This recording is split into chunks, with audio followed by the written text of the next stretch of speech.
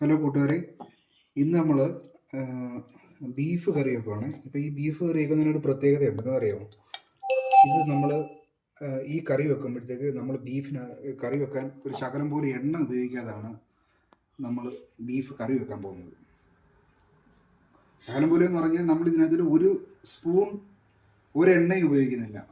Without ഓയിലാണ് നമ്മൾ ഈ ബീഫ് ചെയ്യാൻ പോകുന്നത്. ഓക്കെ, അപ്പോൾ അതെങ്ങനെയാണ് ചെയ്യുന്നത് നമുക്ക് നോക്കാം കേട്ടോ. അപ്പോൾ ആദ്യം നമ്മൾ കുറച്ച് ചെറിയ ഉള്ളി, പിന്നെ ഒരു മീഡിയം സൈസ് സവാള എടുക്കണം. പിന്നെ കുറച്ച് പച്ചമുളക്. ഓക്കെ, ഇത്ര എടുക്കുക. അപ്പോൾ നമ്മൾ ഇതിനകത്തിൽ ഇഞ്ചി, വെളുത്തുള്ളി അങ്ങനെയുള്ള സാധനങ്ങളൊന്നും ചേർക്കുന്നില്ല. നമ്മൾ ഇത്രയും സാധനങ്ങളാണ് മെയിനായിട്ട് ചേർക്കുന്നത്. ഇത് ആദ്യത്തെ ഒരു സ്റ്റെപ്പ് ഞാൻ കാണിച്ചു തരാം. അപ്പോൾ നമ്മൾ ആദ്യം കുക്കറിലോട്ട് വെച്ചിട്ട് ഈ ചെറിയ ഉള്ളിയും സവാളയും നമ്മൾ ഈ ബീഫിനകത്തിലോട്ട് ഇടണം. ഇതിലേക്ക് നമ്മൾ ഒരു 1/2 ടീസ്പൂൺ മഞ്ഞൾപ്പൊടി, 1 സ്പൂൺ മല്ലിപ്പൊടി. ഞാനിപ്പോൾ എടുത്തിരിക്കുന്ന കാശ്മീരി മുളക് പൊടിയാണ്. എരിവുള്ള മുളക് പൊടി ഇട്ട് നമുക്ക് വേറൊരു പരിപാടിയുണ്ട്. ഒരു കുറച്ച് ഉപ്പും കൂടി ഇട്ട് കുറച്ച് ഉപ്പൂടെ ഇട്ടിട്ട് നമ്മളിത് നന്നായിട്ടൊന്ന് തിരുമ്മി റെഡിയാക്കണം. ഇതിപ്പോൾ ബീഫ് മേടിച്ചാൽ നമുക്ക് നാളെ ബീഫ് അച്ചാറിൻ്റെ ഒരു 5 കിലോ ബീഫ് അച്ചാറിൻ്റെ ഓർഡറുണ്ട്. അപ്പോൾ അതിനകത്ത് നിന്ന് നമ്മൾ കുറച്ച് കൂടുതൽ മേടിച്ചായിരുന്നു കറി വെക്കാൻ. അതെടുത്തിട്ടാണ് നമ്മളിപ്പോൾ കറി വെക്കുന്നത്. അപ്പോൾ നമ്മൾ ഇത്രയും ഞെവടി, ശരിക്കും പറഞ്ഞു കഴിഞ്ഞാൽ നല്ല അടി കട്ടിയുള്ള ഉരുളിയിൽ നമ്മൾ ഡയറക്റ്റ് വേവിച്ചെടുക്കണം. കുക്കറിനകത്ത് ഇടാതെ വേവിച്ചെടുക്കണം. പക്ഷെ അത് ഒരുപാട് സമയമെടുക്കും. ഇപ്പം ആദ്യം നമുക്ക് കുക്കറിനകത്ത് ഇട്ട് നിന്നൊരു വേവിച്ചെടുക്കാം. അപ്പോൾ അത് നമുക്ക് ഇത് അടച്ചിട്ട് ഒരു 3-4 വിസിൽ ഒന്ന് വേവിച്ചെടുക്കാം. ഇനിയുള്ള പരിപാടി, നമ്മളൊരു അരമുറി തേങ്ങ എടുത്ത് ഒരു പാത്രത്തിലോട്ടിട്ട്, ഇപ്പോൾ നമ്മൾ തേങ്ങ ഇട്ടു. ഇപ്പോൾ ഇതിനകത്ത് യഥാർത്ഥത്തിൽ മുഴുവൻ മല്ലിയും വറ്റൽമുളകും കൂടി ഇട്ടാണ് നമ്മളിത് നന്നായിട്ട് വറുത്തെടുക്കേണ്ടത്. ലേശം ഉലുവയും കൂടി ഇട്ട് നന്നായിട്ട് നമുക്ക് വറുത്തെടുക്കണം. ഇപ്പോൾ നമ്മളിത് മുഴുവൻ മല്ലിയില്ല, മല്ലിപ്പൊടിയുള്ളത്. അത് നമ്മൾ തേങ്ങ നല്ലൊരു വറുത്ത് വരുമ്പോഴത്തേക്ക് മല്ലിപ്പൊടി ഇടുക, അല്ലെങ്കിൽ മല്ലിപ്പൊടി കരിഞ്ഞു പോയത്. അപ്പോൾ ആദ്യം തേങ്ങ ഒന്ന് വറക്കാം. തേങ്ങ നന്നായിട്ട് വറക്കണം കേട്ടോ. അത് കഴിയുമ്പോഴത്തേക്ക് നമ്മൾ കുറച്ച് കഴിയുമ്പോഴത്തേക്ക് ഇതിനകത്തിൽ ഒരു 1.5 സ്പൂൺ പെരിഞ്ചീരകം മാത്രമേ നമ്മൾ ഇതിനകത്തിൽ മസാലയായിട്ട് ചേർക്കുന്നുള്ളൂ കേട്ടോ. വേറെ മസാലകളൊന്നും നമ്മൾ ഏലക്ക, ഗ്രാമ്പൂ, പട്ട അങ്ങനെയുള്ള സാധനങ്ങളൊന്നും നമ്മൾ ഇതിനകത്തിൽ ഉപയോഗിക്കുന്നില്ല. പെരിഞ്ചീരകം മാത്രമേ ഉപയോഗിക്കുന്നുള്ളൂ. അപ്പോൾ നമ്മൾ ഇതിപ്പോൾ ഇളക്കിയിട്ട് നമ്മുടെ മുഴുവൻ പെരിഞ്ചീരകം ഇല്ല, അതും തീർന്നിരിക്കുകയാണ്. പകരം നമ്മൾ പെരിഞ്ചീരകം പൊടിച്ചു വെച്ചിട്ടുണ്ട്, അതാണ് ചേർക്കുന്നത്. ഇത് ഈ പൊടികളൊക്കെ ചേർക്കുമ്പോഴത്തേക്ക് അറിയാമല്ലോ, ഇത് കരിഞ്ഞു പോകാതിരിക്കാൻ കുറച്ചൊന്ന് വറുത്ത് കഴിയുമ്പോഴത്തേക്ക് ചേർക്കാവുള്ളൂ. ഇപ്പോൾ ഒന്നും ചേർക്കരുത്. ഓക്കെ, അപ്പോൾ ഇത് ഏകദേശം ഒന്ന് മൂത്ത് വന്നിട്ടുണ്ട്. അപ്പോൾ നമുക്കിതിനകത്തിൽ കുറച്ച് മല്ലിപ്പൊടി, ഒരു ലേശം എരിവുള്ള മുളക് പൊടി,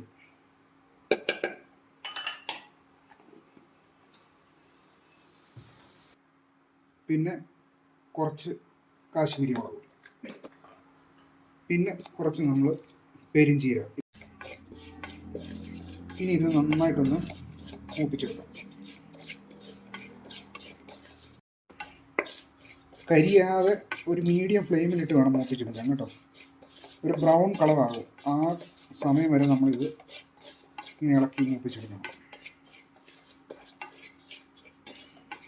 ചേർക്കേണ്ട ആൾക്കാർക്ക് ചേർക്കാം, പക്ഷേ ഇതിനകത്ത് ഗരം മസാല ഒന്നും ചേർക്കേണ്ട ആവശ്യമില്ല. ഇഞ്ചി, വെളുത്തുള്ളി അതുപോലെ നമ്മൾ ഇതിനകത്ത് ചേർക്കുന്നില്ല. പക്ഷെ നല്ല ഫ്രഷ് കറിവേപ്പില വേണം കേട്ടോ. ഓക്കെ, തണുക്കട്ടെ. ഇപ്പം നമ്മൾ സ്റ്റൗ കത്തിച്ചിട്ട് കട്ടിയുള്ളൊരു ഉരുളിയോ മൺചട്ടിയോ എന്താണെങ്കിലും നമുക്ക് കുറച്ച് ബീഫേ ഉള്ളത് കൊണ്ട് ചെറിയൊരു മൺചട്ടി, എന്നിട്ട് കുക്കറിനകത്തിൽ വേവിച്ച് വെച്ചിരിക്കുന്ന ബീഫ് ഇതിനകത്ത് ഇട്ടിടണം. പിന്നെ ഈ ബീഫിനകത്ത് നിന്ന് ഇറങ്ങിയ വെള്ളമായത്.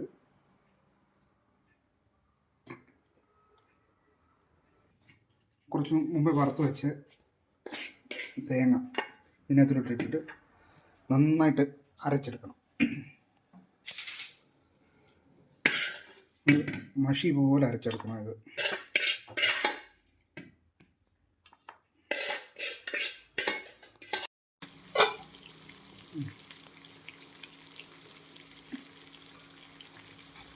ഇത് നന്നായിട്ട് തിളയ്ക്കുന്നുണ്ട്. അപ്പോൾ നമ്മൾ ഈ അരച്ച് വെച്ചിരിക്കുന്ന അരപ്പ് ഇതിലോട്ട് ചേർത്ത് കൊടുക്കാം. ഈ അരപ്പിന് നല്ല മണമാണ് കേട്ടോ, നല്ല പെരിഞ്ജീരകത്തിൻ്റെ ഒക്കെ മണമാണ്. അപ്പോൾ നമ്മൾ അരപ്പ് ചേർത്തിട്ടുണ്ട്, നന്നായിട്ടൊന്ന് മിക്സ് ചെയ്ത് കൊടുക്കാം. ഇതിപ്പോൾ നമ്മൾ ഈ ഇറച്ചിയുടെ വെള്ളം ഉണ്ടല്ലോ, ആ നെയ്യ് ഉരുകിയ വെള്ളം മാത്രമേ ഉള്ളൂ ഇതിനകത്ത് കേട്ടോ. പിന്നെ ഞാനിപ്പോൾ ആ ജാറ് കഴുകി ഒരു ശക്കലും ചൂടുവെള്ളം ചേർത്തിട്ടുണ്ട്, അത്രേ ഉള്ളൂ. വേറെ ഒന്നും ഇതിനകത്തിലില്ല. പിന്നെ എന്താ എണ്ണയോ മസാലപ്പൊടിയോ ഒരു സാധനങ്ങളും ഇതിനകത്തില്ല. ഇനി നമ്മൾ സ്റ്റൗ ഒന്ന് കുറച്ച് വെച്ചിട്ട് ചെറിയ തീയിലൊന്ന് വേവിച്ചെടുക്കാം. ഈ സമയം നമ്മൾ കുറച്ച് പച്ച കറിവേപ്പില, ഫ്രഷ് കറിവേപ്പില കേട്ടോ, നമ്മൾ താഴെ ഉണ്ടായ കറിവേപ്പിലയാണ്.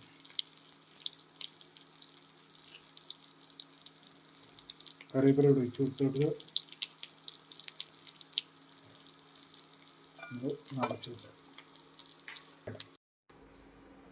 അപ്പോൾ നമ്മുടെ ബീഫ് കറി ആയെന്ന് തോന്നുന്നേ. ഓക്കെ, ആയിട്ടുണ്ട്. ഇത് കണ്ടോ, ആ നെയ്യ് ഇങ്ങനെ തെളിഞ്ഞ് കിടക്കുന്നുണ്ടോ? അത് നമ്മൾ എണ്ണ ഒഴിച്ച് ചെയ്യുന്ന പോലെ തന്നെ ഇങ്ങനെ തെളിഞ്ഞ് കിടക്കും. എണ്ണയല്ലത്, നമ്മൾ എണ്ണ ഉപയോഗിച്ചിട്ടില്ലല്ലോ. നല്ല തിക്ക് ബീഫ് കറി, നല്ല മണം. നമ്മൾ സ്റ്റൗ ഓഫ് ചെയ്യാം.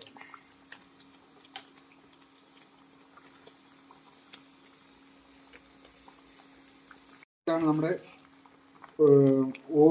ഓയിലില്ലാതെ കുക്ക് ചെയ്യുന്ന ബീഫ് കറി. ഇത് ചീത്തയാകത്തൊന്നുമില്ല. 2 ദിവസം 3 ദിവസം വരെയൊക്കെ നമ്മൾ ഇരിക്കും, ഒരു കുഴപ്പമില്ലാതിരിക്കും കേട്ടോ. എല്ലാവരും ഒന്ന് വെച്ച് നോക്കണേ. കപ്പയുണ്ട്, നമ്മുടെ എണ്ണയില്ലാത്ത ബീഫ് കറി ഒഴിക്കാം.